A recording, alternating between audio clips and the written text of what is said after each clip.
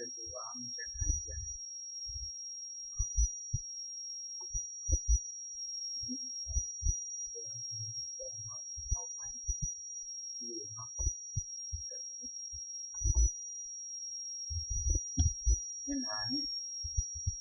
ที่เนาะหนาหนึ่งหนาสองสามหนาสี่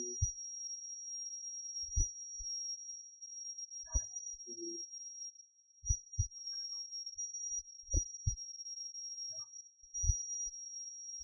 โอเคนั้น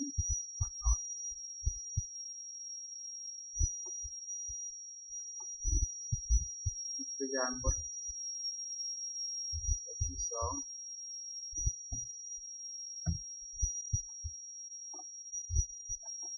ตัวอย่างบทที่สอง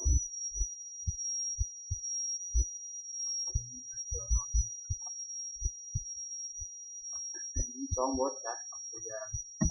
หาที่หนึ่งอาจารย์เห็นไปแล้วหาที่สองอาจารย์ต้องการให้เป็นนุ่งนอดนี่มาเสียเนี่ยอะไรหาที่สามให้เป็นนุ่งต่างคือขนาดเอาตัวกับพิมพ์มาไว้อยากให้หาที่สองเป็นนุ่งนอดต่อเอาตัวกับพิมพ์มาไว้ที่หนึ่งถ้าอยากให้ไปที่สามเป็นนุ่งนอดต่อเอาตัวกับพิมพ์มาไว้ที่สองขนาดตัวนี้อาจารย์เลยนุ่งนอดไว้ที่สองก่อนอื่นมดต่อไปเบรกหาเอกสารเนาะเทเอาเบรกบางทีมันจะบดโซ่เลยตัวนี้เนาะไม่คิดจะบดโซ่วันนี้เพจเลยน้องเดือดกับวันนี้เพจเรียกว่าตัดการเติมยุ่งนี้นิกเพจเขาไปนิกเพจหลังจากนั้นตัวก็พิมพ์ขึ้นมาแดงดูใบที่สองหรือว่าใบที่เราต้องการเป็นร่วงนอกมันก็ตัดด้วยกันฉะนั้นเขาตัดการเติมยุ่งแล้วในหนูในหน้าที่สองเขาต้องการเป็นร่วงนอกถ้าต่อไปตามร่วงนอกปกติธรรมดาการตั้งหน้าที่เขาไปใช้คนที่ต่อไปเก็บเซตอัพจะมีใบแขนกันแหละแขนต้องต่างร่วงนอกอย่างนี้นี่ก็ได้หรือว่าบางคนเราหูแต่ว่ามันอยู่นี่เดือดนอนต่างมันเลยก็ได้เป็นร่วงต่างถ้าเดือดนอนปุ๊บใบที่อาจจะให้เป็นร่วงนอนมันก็นอนแล้วที่ยาบทที่หาเป็นบทที่จะกินของเขากินไปแล้วที่ยังเข้าแล้วเนาะเขาอยากกลับไปเป็นร่วงต่างคือใบที่สามให้เป็นร่วงต่างคือเข้ากับไปเบรกคือเก่าขั้นโบเบรกมันกันต่างมันจะเป็นนอนเบิร์ดครับเบรกหนาคือเก่าไปเบรก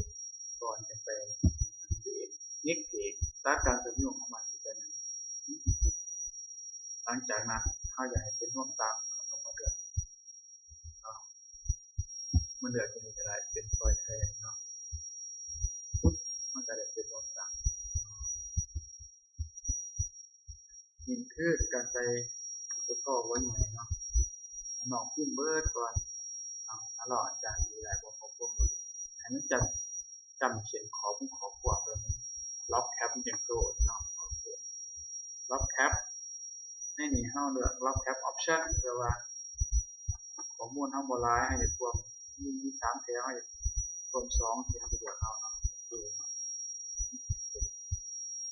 แนะนำให้พิมพ์ไปเบิร์ดก่อนจะมาเห็นตามหลังเลยการใช้ขอบเนี้ย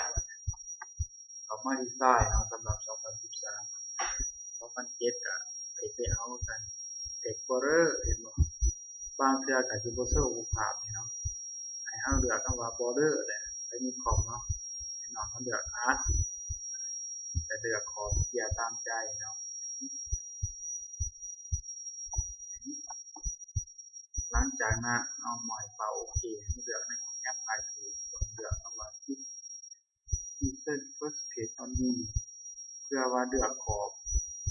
เดียวที่เฮาคลิกตัวพิมพ์ใส่มันจะเป็นขอบเดียว option อีกกล่องนี้นอกจากมันเลือกคำว่า merge form เนาะเลือก merge form text เนาะเดี๋ยวเป็น text สำหรับบอกว่าถ้านำบนเลือกมันจะขอบ พวกจะหาเสียรายเนาะเดี๋ยวเทคเดี๋ยวโอเค2เดือนเนาะคือว่าจบในการเสียเนาะที่ว่าเทปนี่เอาจะไรหน่อยที่ว่าในนี้มันบวกบางเรื่องบวกโซ่นี่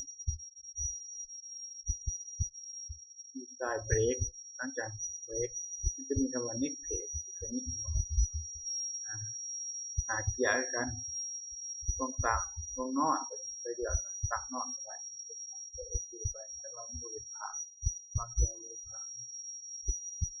ตัว capture เนี่ยใส่คำสั่ง print screen เนาะ capture เนาะหน้าจอต่างๆเนาะ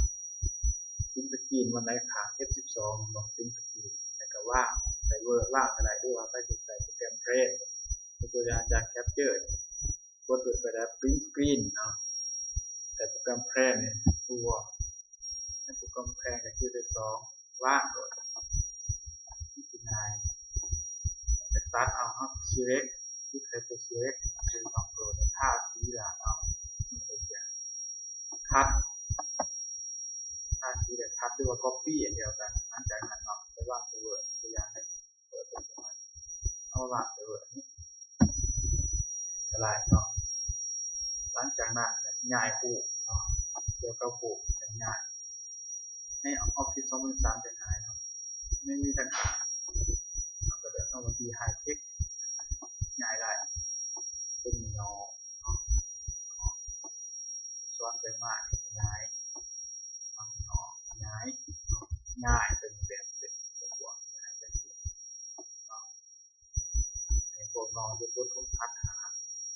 มากมีสมบูรณ์มีแคปเจอร์พอเอาคะแนน30